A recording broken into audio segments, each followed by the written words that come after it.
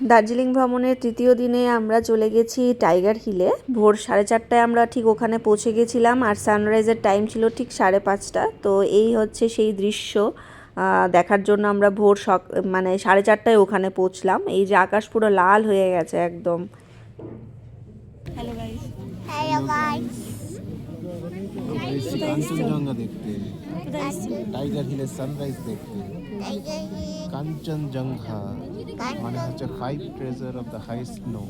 5টা beautiful treasure দেখা যাবে। দেখো, ঠিক আছে, তাহলে চলো আমরা দেখি, তোমাদেরকেও দেখাচ্ছি, দেখে নাও।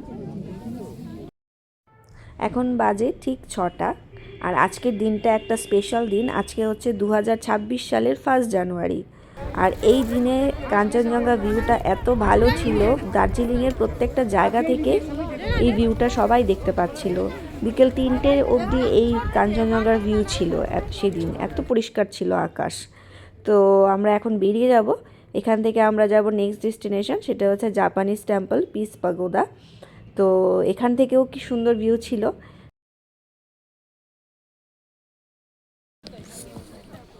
হ্যালো, এই হচ্ছে জাপানিজ টেম্পল। আমরা কাঞ্চনজঙ্ঘা দেখে ডিরেক্টলি এখানে চলে এসেছি।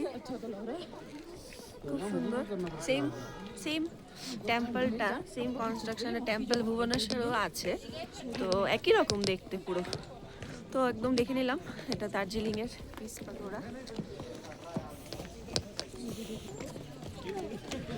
এবার আমরা হোটেলে ব্যাক করব, হোটেলে ব্রেকফাস্ট করব, করে দেন আমরা চলে যাব অফ বিট।